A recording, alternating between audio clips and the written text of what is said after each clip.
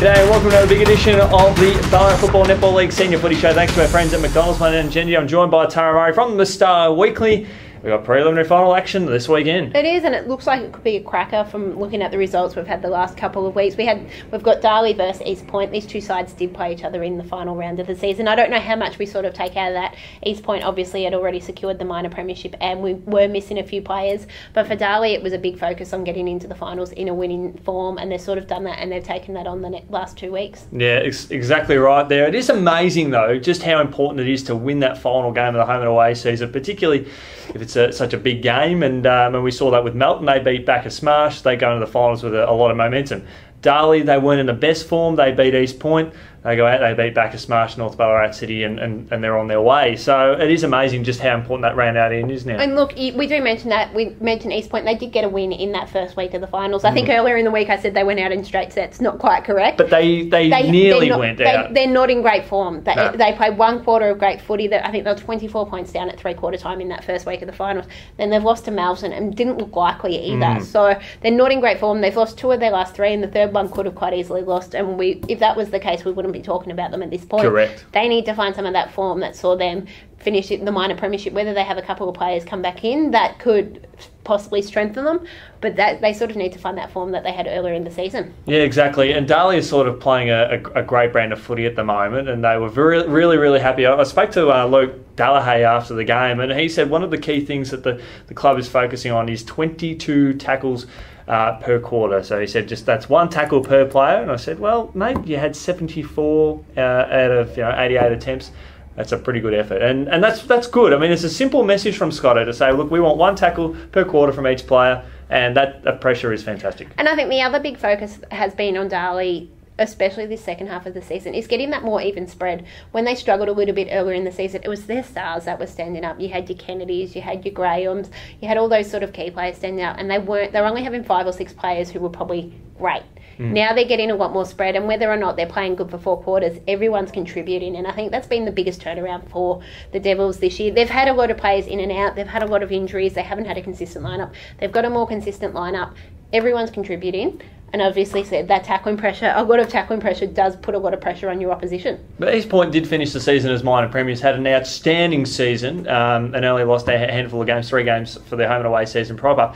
They should be the team to beat, but I just don't think they're going to go in this one as favourites. I think Darley's form over finals, I mean, you can only measure the form by finals at this stage. Home and away seasons, it's gone to bed, but East Point will hope to draw on some of that form to get them into that confidence mode. Look, I'm the same as you. I think Darley do enter this game as favourites. We look, and especially the recent form, these 2 teams, Darley did beat them not that long ago. And you look, East Point hasn't been convincing. They've lost to Melton. They only got over North Ballarat City. Darley's had... Obviously, it was a close win against North Ballarat City, and if you look at that, North Ballarat City just fell to East Point. So you look at who they've sort of played, and Darley was able to get over the line. And then Darley was quite convincing against Ballarat Smash in that first week of the finals as well. So you look at it, Darley's probably in that better strain of form, and they've got that consistent lineup. Whether they could have a couple of guys that possibly could come back in. Lockie Herring's one, Tate Stone's the other. Both of them missed on the weekend, and I think both should be right to play this week. If they can get them back in, there's not many changes there. East Point's been a little bit up and down with players in and out. Obviously, I think they rested a few in that final round, and whether there is a lot of debate, does that actually work? And we're sort of seeing, has it worked for them? Well, that's something I want to touch on just briefly, because I know Lake Windaree, they did have a few players rested in the game against Sunbury, and they've been open about that. But then they went into the final against Melton, and they got rolled. Pretty much for Melton won the game, and they dominated a lot of possession and whatnot. East Point have missing a few guns in that home and away season. They play 1 outstanding quarter, hit the front of the final term, and then they lose to Darley.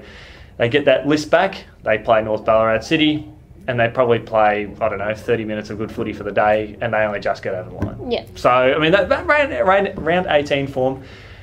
I know it happened with Ballarat Smash last year. They rested a few guys against Redan, and I don't think they were overly. I mean, they had to go the long way to basically make the grand final. And they limped into the grand final with a lot of injuries as it was. Yeah. So look, you go that one, you look, they did rest guys, but they did have a lot of injuries. They limped into the grand final. So we're sort of saying it can work. Sometimes it can work, sometimes it can't. And it hasn't here, I don't think. No, I don't think it has here. And look, I think East Point has a lot to prove here. They've gone, we were the minor premiers, we want to show why everyone's writing us off. they need to prove why they played so well and why they got that ranking during the regular season. And Jake Bridges is an absolutely outstanding coach. They have got so much quality in that team. If I had to pick the best six, I don't know, but I'll admit I don't know both sides overly well. But if I had to pick the best six from East Point, the best six of Darley, in terms of form in 2018, I'd say Darley's best sixes. East Point's best sixes are phenomenal. They've got some big guns up there that have been. Bryson McDougall's had a fantastic year. Joel Odavy's had an outstanding year. Kotorenko in the ruck. Like, there are some big names in there, and if they're all switched on and the rest of the team lifts, they'll win. And I think probably for Darley, a lot of their key players have been injured during Correct. the year. Obviously, Heath Scotland said it numerous times. He thinks Brian Graham is the best player in this competition. He's electrifying. You've got Stephen Kennedy. We know what he's done. He's won league best and fairest.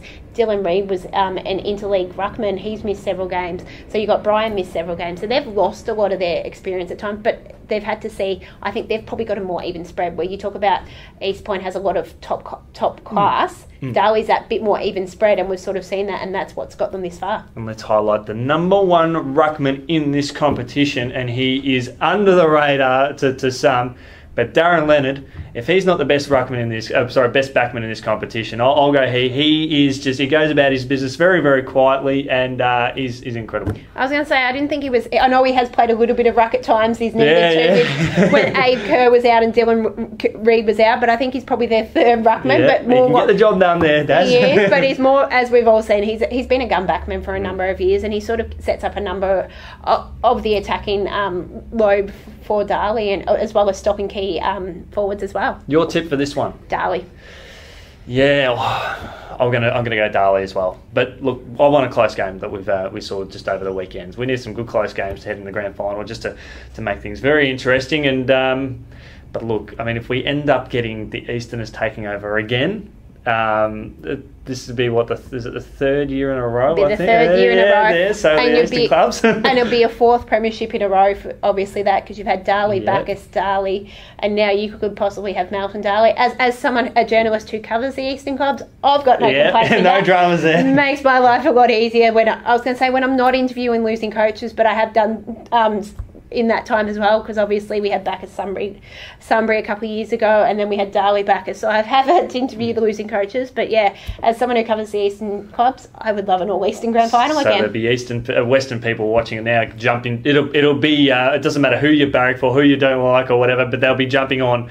All of Ballarat will be right behind East Point in this one, I reckon. We'll see them flogged out. They'll be there in their thousands on the weekend. I think obviously, there is that little bit, but at the same time, the Ballarat clubs have probably got a little bit more of a rivalry. They do. Do they want to see one of their rivals in the grand final? Well, I just hope that they still get along and really enjoy the great day, regardless of the result. But we could either have a Melton v Darley grand final, which no one would have predicted. We could have a Melton v East Point grand final, which for mine, that would be the dream grand final to have this year, considering both teams finished 7th and 9th respectively last year, and to be able to make a grand final by not playing finals last year, I just think that is just amazing. It is, and obviously you mentioned that not many people would have predicted a Melton Darley grand final. Even less would have predicted a Melton East Point grand final, with neither of these sides playing finals. And it sort of shows that you can rise up the ladder. If you do it the right way, you can rise up the ladder in this competition, and we've seen it in recent years, and we're seeing it again this year. Exactly. How is that for a comprehensive analysis of this weekend's games? You just, I think we've set the standard there. Make sure